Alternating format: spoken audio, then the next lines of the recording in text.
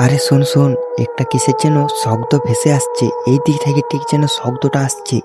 হবে হয়তো কোনো পশু পাখির ডাক, তাছাড়া এই সময় এখানে আবার কে আসবে? আরে না না, এটা তো একটা ভয়ঙ্কর শব্দ ভেসে আসছে রে। এটা কোনো পশু পাখি না, এটা অন্য কিছু, দেখতে হবে ব্যাপারটা।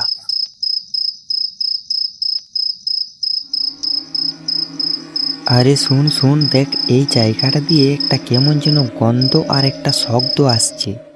হ্যাঁ রে, ওই গন্ধটা আমি অনেকক্ষণ ধরে পেয়েছি, কিন্তু আমি তোদেরকে ভয়ে কাউকে বলতে পারি না। আরে না না, আমাদের এখন ভয় পালে তো চলবে না, তার চেয়ে বরং আরেকবার ভালো করে ব্যাপারটা জেনে নে। তারপর তারা তিনজনে এখানে ভালো করে দেখছিল যে এটা কিসের গন্ধ। এই গন্ধটা কিছুতেই বোঝা গেল না, এটা কিসের গন্ধ হতে পারে বলতো। কেমন জানি না একটা শব্দ কিন্তু পাচ্ছি, কিন্তু গন্ধটা আমি বুঝতে পারছি না। আরে এই গন্ধটা তো আমিও বুঝতে পারছি না, এটা যে কিসের যেন গন্ধ আর এইটা কিসের শব্দ আমি বুঝতে পারছি না। তার চেয়ে বরং এখানে থাকাটা আমাদের ঠিক হবে না, চল বাড়ি চলে যাই। হ্যাঁ রে, কথাটা কিন্তু তুই মন্দ বলিসনি, এখানে থাকাটাও ঠিক হবে না। তার চেয়ে বরং চল আমরা সবাই মিলে ওইখানে যে ঘরটা আছে না, ওই ঘরটাকে চলে যাই। হ্যাঁ তাই বরং চল, এখানে আর থাকাটাও ঠিক হবে না, নয়তো আমাদের বিপদ হয়ে যাবে। তারা সেখান থেকে ভালোভাবে তিনজনে চলে গেল।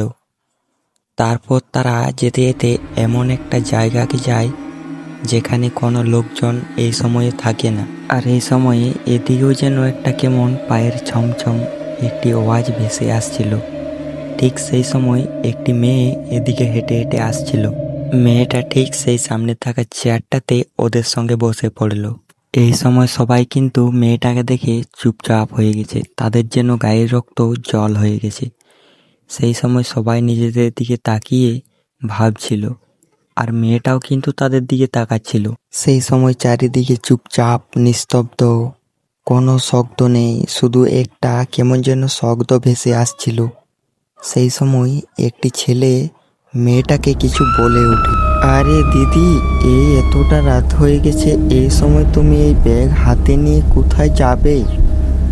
আরে আমি যাব ওই জয়নগর বাস স্টেশনে। আরে এত রাতের মধ্যে ওখানে কোনো বাস আসে না, সেই ভোরের বেলায় একটি বাস আসে।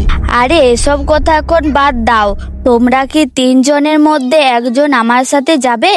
ওখানে আমার একটা বড় ব্যাগ নামা আছে, ওটা আমি আনতে পারিনি, তোমরা কি একটু এনে দিবে? আরে তুমি এত করে বলছো যখন, চলো তোমার ব্যাগটা না হয় এনে দিই। আর দেরি না করে এক্ষুনি চলে এসো তাহলে।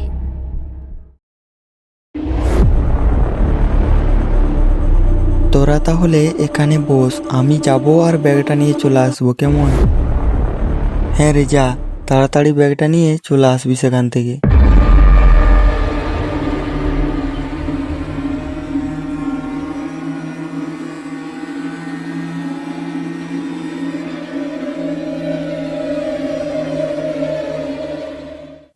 আরে তুমি বললে আমাকে ব্যাগ আনতে হবে, তাহলে তোমার ব্যাগটা কোথায় আছে?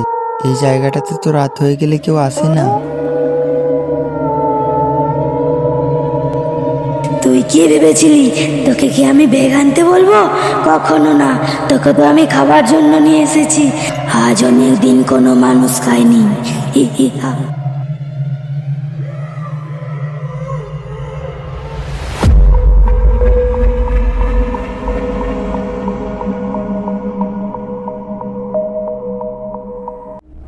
আরে কি হলো বলতো, এখনো সে ফিরে এলো না?